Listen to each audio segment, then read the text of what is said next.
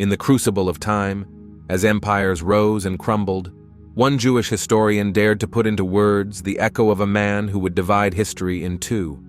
Flavius Josephus, born in Jerusalem just a few years after the death of Jesus, lived in a land scarred by war, sustained by faith, and stirred by hope.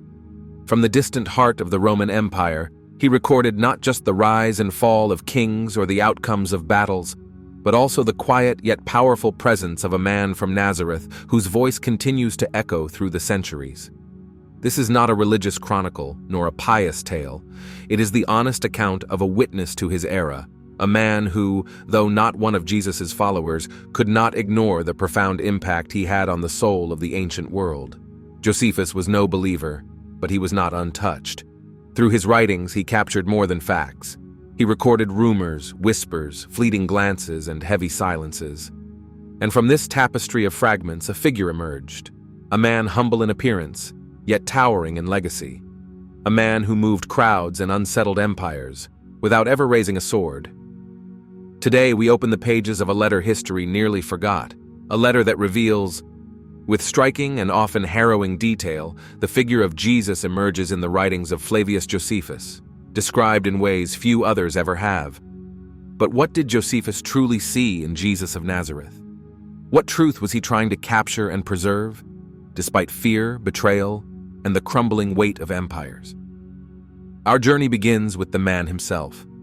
Known in Hebrew as Yosef ben Matityahu, Flavius Josephus was born around 37 AD in Jerusalem, a city torn between its sacred traditions and the harsh rule of Rome.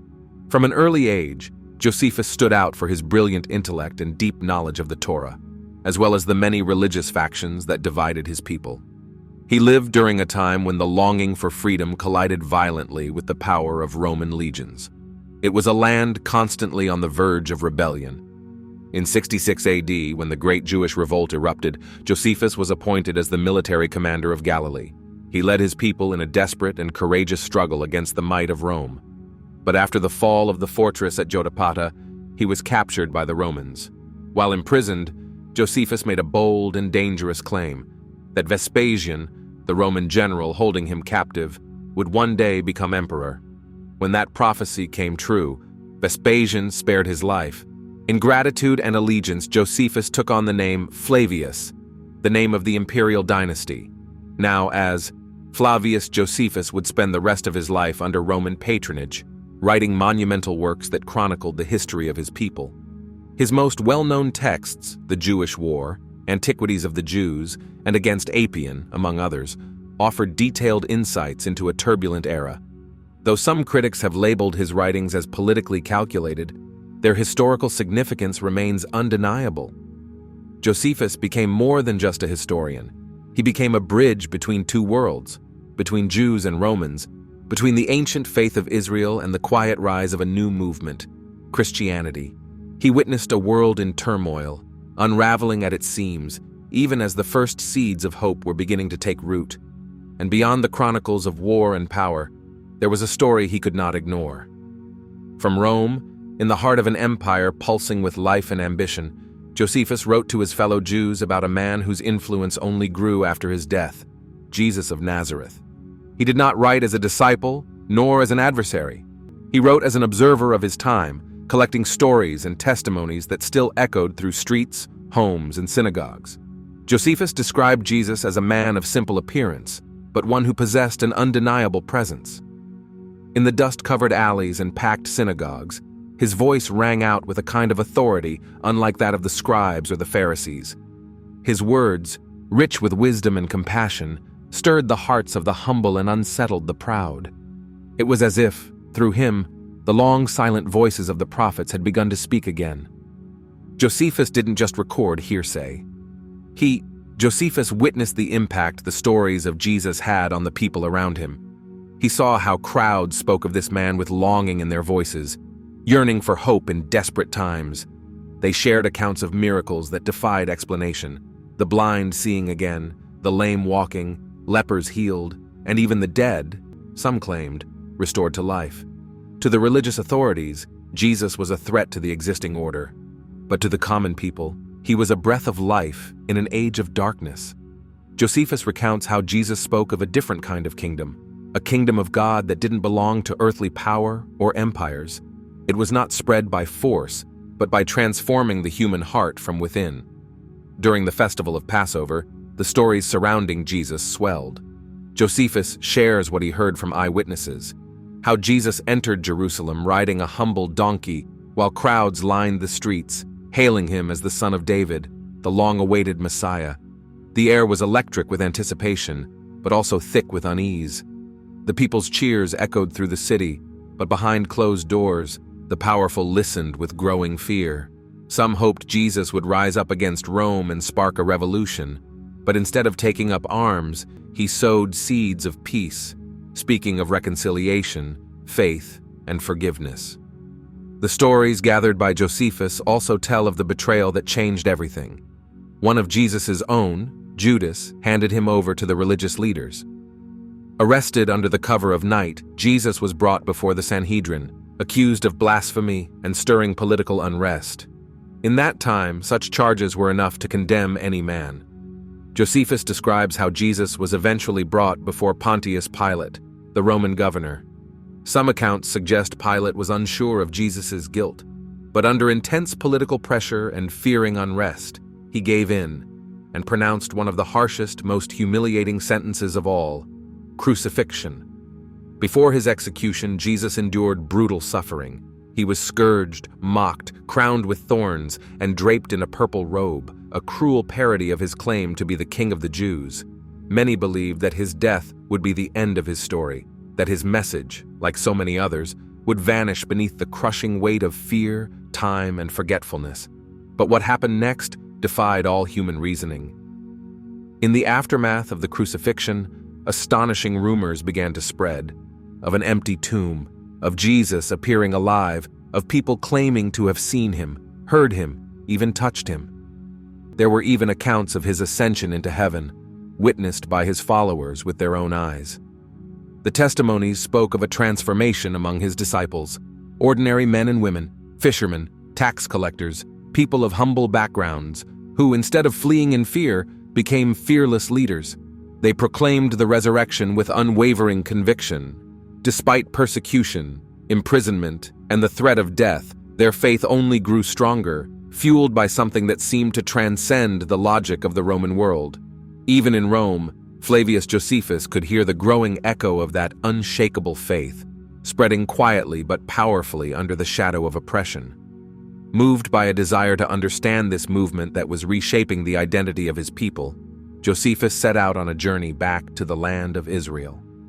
In Nazareth, the small village where Jesus had grown up, Josephus met some of his relatives. They lived simple lives, marked by humility, and carried with them treasured memories of the son of Miriam, still affectionately called Yeshua. Among them was his mother Miriam, known to the Greeks as Mary. Now elderly, she welcomed Josephus warmly. In a soft, steady voice, she shared stories of Jesus' childhood, how even as a young boy he showed an extraordinary grasp of the scriptures. She recalled one moment in particular, when, as a child in Jerusalem, Jesus amazed the teachers of the law with his understanding. There was always a light in his eyes, Miriam said, a light that never dimmed even in the darkest moments. Josephus also spoke with James, called the Just, Jesus' brother and the leader of the Judeo-Christian community in Jerusalem. James spoke with a mixture of reverence and sorrow. He admitted that during Jesus' life, even his own family had struggled to fully understand him. The true scope of Jesus' mission was something few could grasp. It seemed like madness when weighed against the rigid expectations and traditions of the time. But everything changed after the resurrection. James, Jesus' brother, told Josephus that he had seen the risen Christ with his own eyes.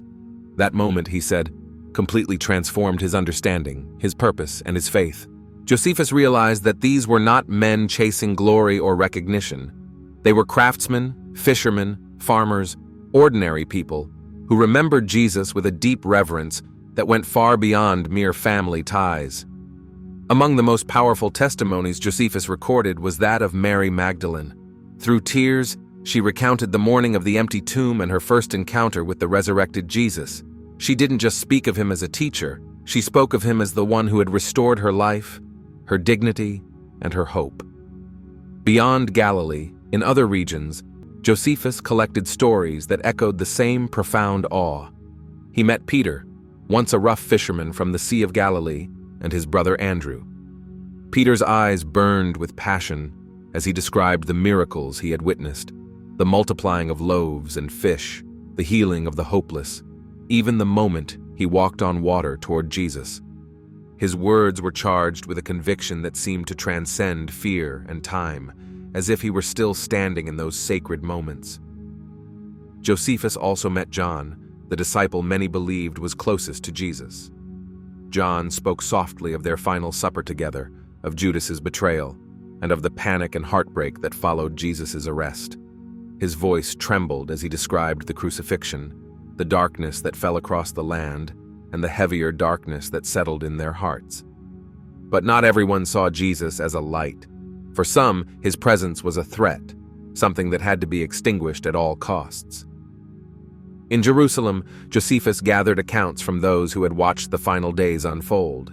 Among the temple leaders, Pharisees, and Sadducees, the name Jesus stirred only disdain. To them, he was an agitator, a blasphemer who disrupted the fragile balance they maintained with Roman authority. His teachings, his following, and his challenge to their power made him dangerous. And so, to protect their world, they sought to silence his voice. Josephus recorded the words of Caiaphas, the high priest at the time, who defended the execution of Jesus as a necessary step to maintain order, a fragile peace built on fear and submission. But among the people, there was a very different sentiment. Many remembered Jesus not as a rebel, but as a healer, a teacher, a voice for the poor, the sick, and the forgotten. To them, he was a righteous man, a prophet, and some even dared to believe he was the long-awaited Messiah. Josephus made his way to Golgotha, the place where Jesus had been crucified. Once a site of agony and execution, it had become, in the eyes of believers, a sacred ground, a symbol of redemption and unshakable hope. There, he listened to the testimonies of Roman centurions who had been present that day. Some described a strange darkness that fell over the land the moment Jesus died. One centurion, a man named Longinus, shared his experience with a voice full of emotion. He said he had never seen anyone face death like that, with dignity, with peace, and with words of forgiveness, even as life drained from his wounded body. For many, the crucifixion of Jesus wasn't the end. It was the beginning of something much greater, a spark that would not be extinguished, no matter how powerful the empire or how fierce the opposition. Though Jesus' life ended on a cross, his presence only seemed to grow stronger, even within the very heart of the Roman Empire. Back in Rome, Flavius Josephus observed something extraordinary. Beneath the surface of imperial power, in quiet corners and shadowed catacombs, a new community was forming. Despite persecution, imprisonment, and threats of death, they multiplied. These were ordinary people, men and women without weapons or influence, yet they carried a faith in their hearts that no force could destroy. Josephus saw how, even in whispers, the name of Jesus carried weight. It was spoken with reverence, with wonder, sometimes even with fear. His story had become a flame burning in the darkness, one that refused to go out. Josephus did not write to preach or to persuade. He simply recorded what he saw, what he heard, and what he could not ignore. The echo of a man whose life, death, and what came after had changed the course of his people, and perhaps the course of humanity itself. Maybe we will never fully understand who that man from Nazareth truly was. Perhaps his mystery will remain, like stars behind a veil, just out of reach, but always shining. One thing became undeniably clear to Flavius Josephus. The figure of Jesus lived on, not just in memory, but in the unwavering faith of his followers. In their quiet defiance, in their enduring hope, he remained alive. It was a hope that not even the might of Rome could crush, a hope that, even now, still pulses at the heart of human history. If this journey through the eyes of Flavius Josephus has given you something to think about, we invite you to support this channel by liking this video and subscribing. Your support helps us continue uncovering the hidden threads that link history and faith. And now I'd love to hear from you. Who do you believe Jesus truly was? A prophet, a teacher, Or something even greater? Share your thoughts in the comments. I'll be reading everyone. Until next time, see you in the next mystery.